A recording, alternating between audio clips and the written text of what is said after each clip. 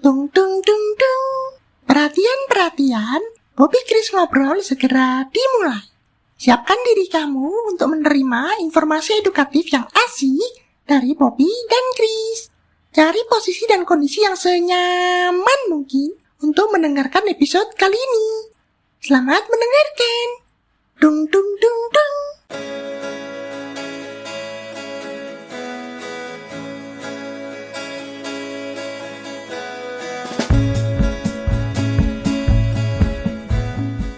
Selamat datang di Bobbypedia Bedtime Story.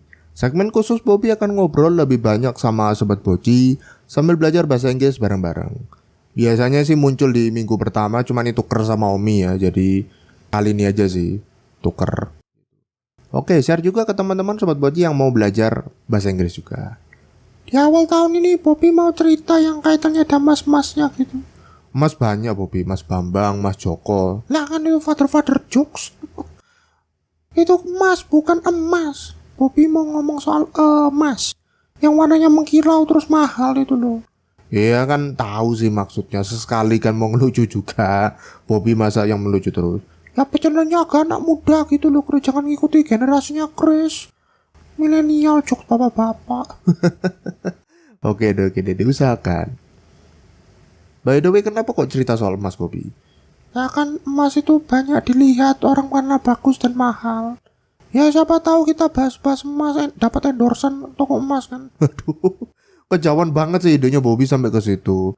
Segmennya kan beda dong. Kita kan pengembangan diri, parenting, bahasa Inggris, masa ya endorse toko emas.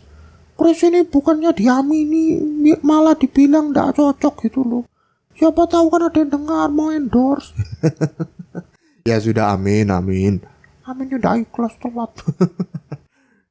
Ya Bobby jauh banget sih bilangnya. Aduh, daripada kita bingung bahasa endorse di sini, Bobby langsung bacalah ceritanya. Ada apa itu emas itu?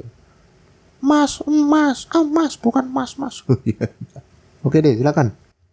Bobby mau bacakan satu cerita berjudul King Midas and the Golden Touch atau Raja Midas dengan sentuhan emas dari firstcry.com. Teks ceritanya dalam versi bahasa Inggris dan Indonesia. Sobat Boci bisa cek di deskripsi ya. Selamat mendengarkan. King Midas and the Golden Touch. Once upon a time, a king named Midas was extremely fond of gold. Although he was blessed with enormous wealth in his kingdom's treasury, he was always unhappy. He would constantly think of the wealth he could amass and wanted more. He thought that if he had the golden touch, that would make him the happiest man on earth, as anything he touched would turn into gold. One day, King Midas was counting his gold coins. A Greek god appeared before him and granted him a wish for a few of his good deeds. Without thinking much, King Midas quickly wished for anything that he touched to turn to gold.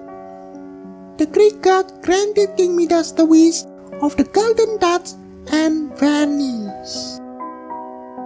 Sometime later, when the king was seated under a huge apple tree in his garden, an apple fell beside him.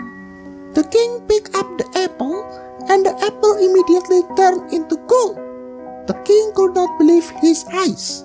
He touched the apple tree next, which turned into gold as well. Whatever the king touched, it turned into gold.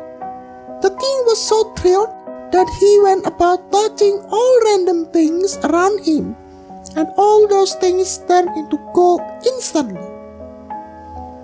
The king was filled with joy and was dazed with excitement. He then entered the palace in a daze full of excitement. Soon the king was hungry and was looking to eat some food. However, whatever food he touched turned into gold. Thus the king could not eat anything, even though he was starving, leading to extreme disappointment. King Midas had a daughter named Marigold. Seeing that her father was hungry, disappointed, frustrated, and troubled, Marigold came running to her father and threw her arms around him to comfort him. But to his utter horror, even Marigold turned into gold as he hugged her back. The king was struck with disbelief and horror. He had turned his dearest daughter into gold too. King Midas' heart sank, and his face turned pale with unbearable grief and pain.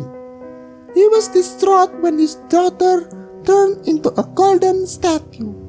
The king cried in agony and was repentant that he had wished for the golden touch. It took no time for the king to realize that his greed was his biggest fault. This greed had given him the lifeless golden statue of his innocent little girl. He then pleaded to the Greek god to take away his wish. Soon the Greek god reappeared before the king and took pity on his condition. The Greek god took back the golden touch from the king. The wise god told King Midas to take a dip in the pond of his palace and then sprinkled the pond's water on the things he wanted to change back to the previous condition. The king obediently followed what the Greek god asked him to do. After taking a dip in the pond, he sprinkled water on Marigold, and she was back to normal again. The king was delighted to see his beloved daughter back to her usual self and promised never to be greedy again. Nah, itu ceritanya raja ya, serakah, habis itu pingin semua emas. Bukan emas itu, Iya. ya pingin semua jadi emas, akhirnya anaknya jadi emas, menyesal kan. Jadi jangan sampai kita serakah ya. Bobby bacakan beberapa kosakata sulit di cerita tadi beserta dengan artinya. Didengarkan baik-baik ya. Pertama ada enormous, yaitu kata sifat, artinya sangat besar. Lalu treasury adalah kata benda, artinya perbendaraan atau tempat menyimpan barang. Amass adalah kata kerja, artinya mengumpulkan. Kemudian granted adalah kata kerja bentuk lampau, artinya mengabulkan. Deeds adalah kata benda bentuk jamak, artinya perbuatan. Kemudian vanish adalah kata kerja bentuk lampau, artinya menghilang. Lalu thrilled adalah kata sifat, artinya sangat senang. Starving juga sama, kata sifat juga, artinya kelaparan. Unbearable adalah kata sifat, berarti tidak tertahankan. Distraught sama kata sifat, artinya putus asa.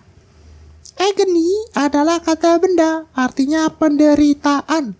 Dan repentant, kata sifat, artinya menyesal. Terakhir adalah pleaded, yang merupakan kata kerja bentuk lampau, artinya memohon. Nah, gimana menurut Sobat Poci soal cerita tadi, The King Midas and the Golden Touch? Tulis pendapat Sobat Poci di kolom komentar ya, biar bisa jadi lebih baik lagi. Pesan dari cerita tadi, jangan menjadi orang yang serakah ya, karena serakah itu bisa merugikan diri sendiri dan orang lain. Gak ada orang yang senang temenan sama orang serakah. Gak bagus lah, gak baik buat diri sendiri.